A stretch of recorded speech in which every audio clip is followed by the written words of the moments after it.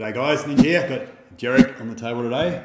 Happy New Year, welcome to 2024. If this is the first video you've watched for the year, remember to like, subscribe, support our channel, share videos around. There might be people out there that are in pain or whatever, need to be enlightened by our content. Yeah, please share it on, do somebody a favour, helps us out too. So anyway, we're going to do some diaphragm work, or this general region, so lower rib and a bit of oblique, I think it is, external oblique. So a little bit of trivia, like the left diaphragm sits lower. We just checked this out before. Aaron knows this kind of stuff, but yeah, of course your heart's on your left hand side. Generally the diaphragm sits lower, 2 or 3 centimeters lower, so you get more kind of compression on that side, and breathing is normally a bit more harder through your left lung.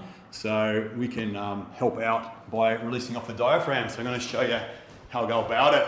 So what I want to do is work with Jerrick's breath. So when you're breathing in, you kind of tighten up, you hold on to things, but when you breathe out, you're kind of letting go. So I want to try to tune into Jerrick's breath.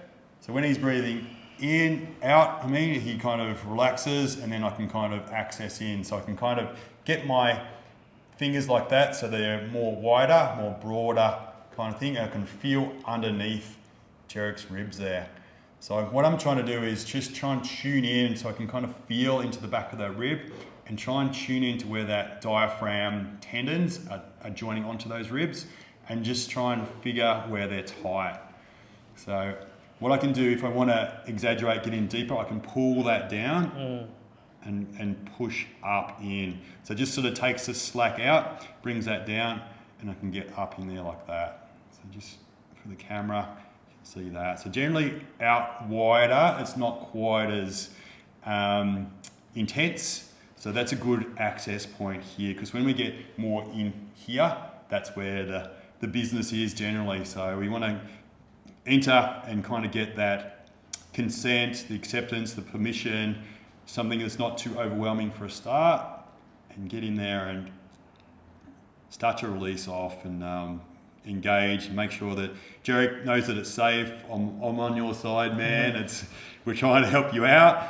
So you want to tune into those sensations when you're a receiver of this work, and when you're a deliverer of this work, you want to tune into your person. So they're a human, we've got feelings, we've had traumas and different experiences in our lives, or this might be brand new to you. So if it is the first time you've ever had your diaphragm released, it is kind of a bit of a weird thing, isn't it? It's intrusive, because someone's pressing inside your guts type of thing, and underneath your ribs. So it's kind of a different thing to try and experience. So yeah, you don't want to have somebody that's crossing your boundaries and not kind of having empathy for you.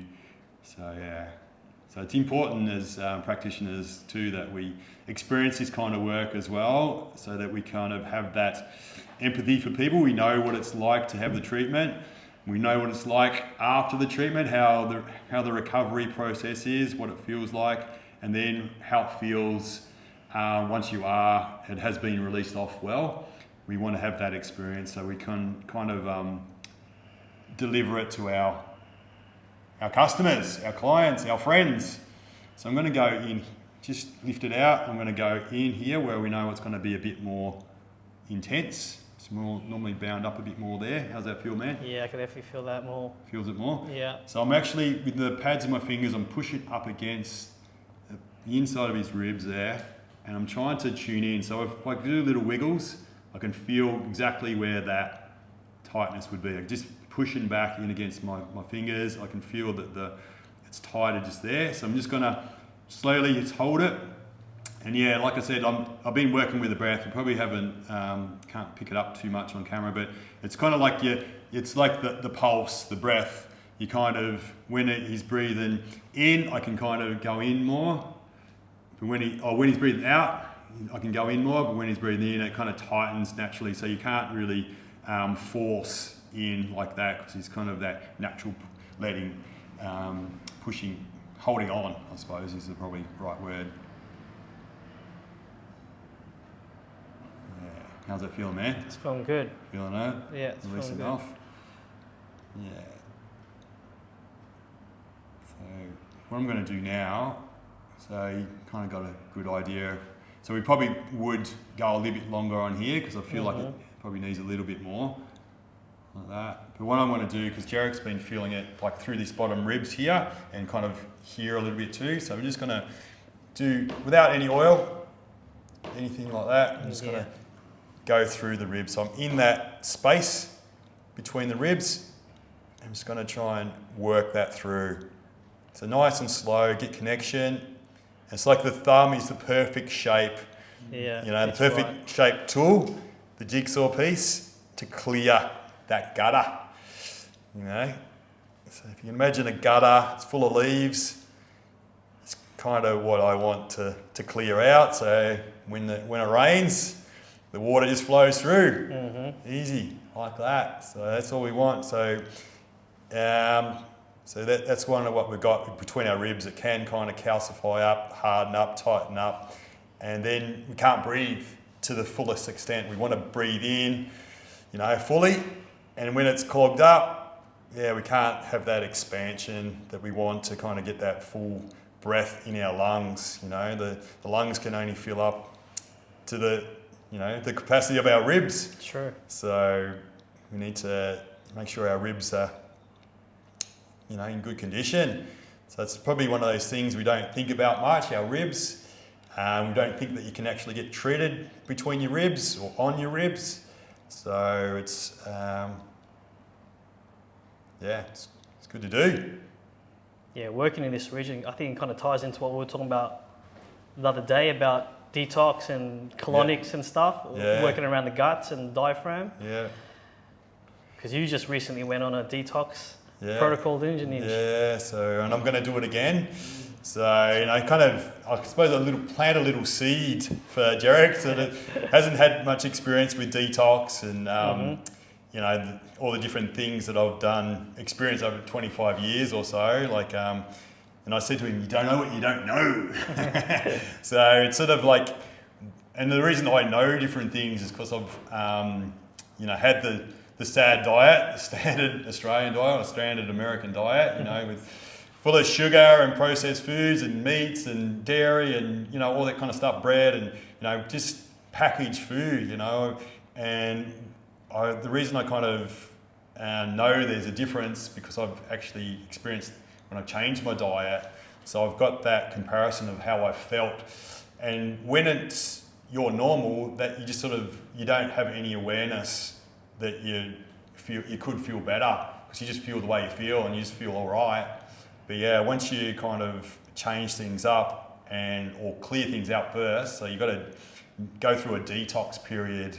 And a lot of times, the detox can be just from the habit, or the belief system that you kind of, you need to eat a certain thing, or you're just eating because you're being social or you're eating, just out of boredom or whatever. So you kind of, once you stop doing that, you kind of can start to realise that what you have been doing because you just haven't had a lens on yourself, you haven't been going up and having a look at what you're doing. If you're just sort of being unconscious about what you're doing, it's just a habit, a belief system.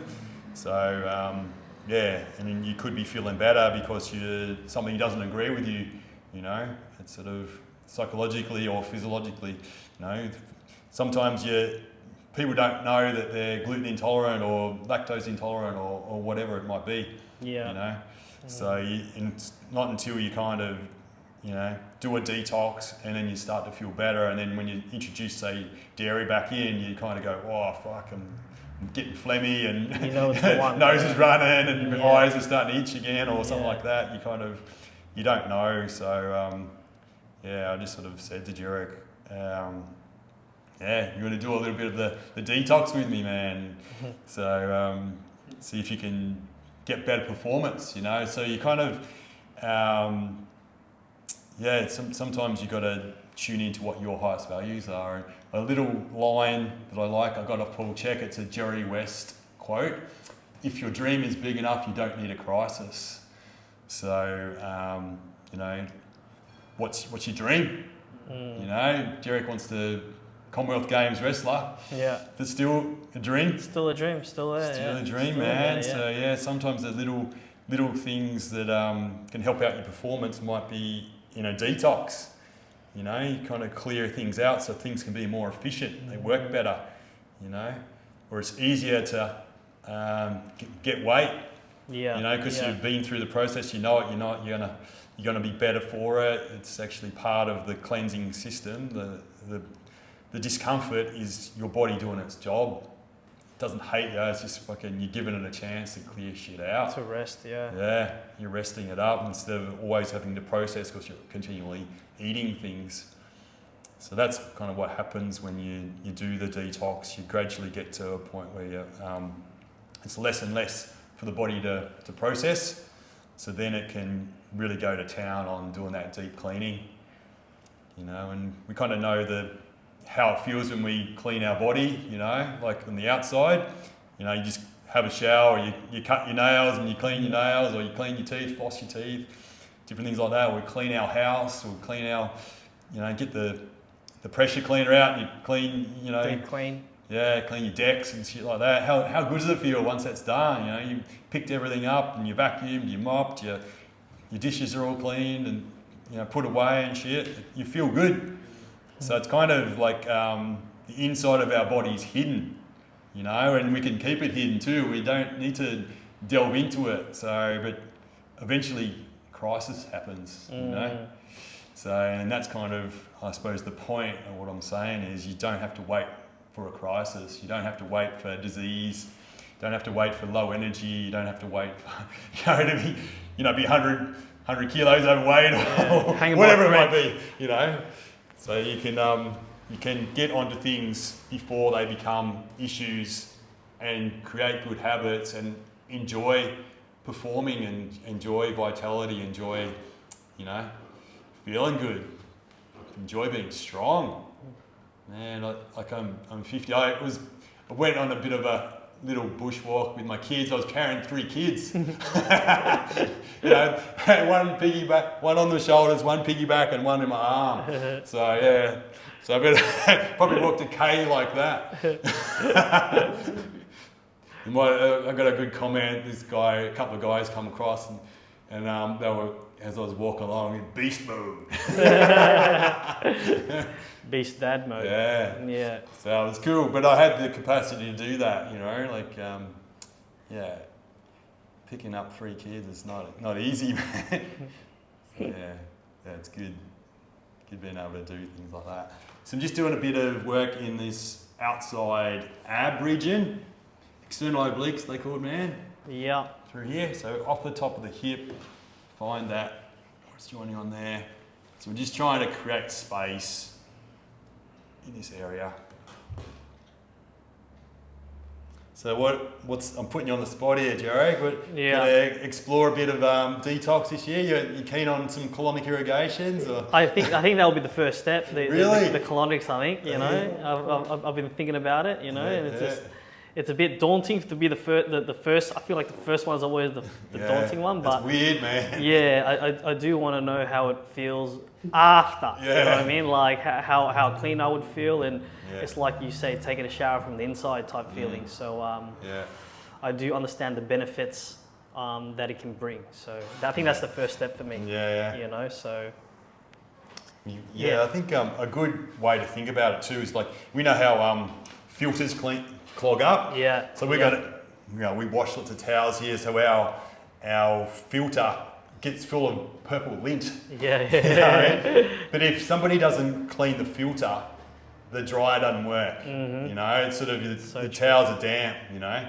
Or we've got this heat pump dryer, so we've got to empty out the water. So if that water's full, the dryer stops. You can't it doesn't pull any more water out of the towels, So just how much water gets pulled out of towels. Oh, it's crazy. There's definitely like a few litres in there. So it's just sort of, and that's the analogy you need to kind of think about, over a lifetime of eating sticky foods. They plaster up inside our body, or eating conventional foods that are full of pesticides and all that kind of stuff, the chemical sprays that are on our food, that builds up in our system over time. So they're minuscule things, they're microscopic, but it builds up, just like the lint catches in our filter. We're a filter ourselves, you know. We're a composting machine, you know. So yeah, things get stuck, get caught. We don't eliminate everything out. Yeah. And we don't give our body a chance to rest and do that detox, you know. So I think the natural cycle of our detox is from 4 a.m. till 12 p.m. each day. Yeah, right. So we can tune into that, you know. What's the word? Yeah, just there's a word for that, but the cycle. The circadian rhythm? Yeah, it's like it's some sort of rhythm, biorhythm or something. Biorhythm is probably the word. Yeah. So if we're kind of putting things that clog us up in that 4 a.m. to 12 p.m. period, we're kind of going against our natural detox, you know. So yeah, that's one thing to think about. So if you if you're having coffee and cacao and these brown kind of things, they actually help your detox. You know, your lemon water, things like that. So that helps. Charcoal in the morning. So, but your ham and cheese toasty is probably not gonna be in alignment with the body, you know. So anyway, it's just food for thought. Yeah, food. Yeah. Food, literally. How you feeling, man? Take a breath. I feel good, you know, ribs feel released, you know, able to take a full breath. Yeah. You know, it feels much more better, more balanced, you know. Yeah. So, yeah. This is going to be your year, man. That's it. Performance. That's what I'm going to write up on the wall for you. Yeah, I'll put it on the whiteboard. Yeah. Yeah. Yeah, write things down. Take the first step. Yeah, make them happen. Yeah, thanks for watching our video. Hopefully you got something out of it. Yeah, we'll continue. Every month you're going to see this man, okay? So watch out for his series, watch out for what I do with you as well. So yeah, legend. Let's see him turn into a wrestler machine. Wrestling.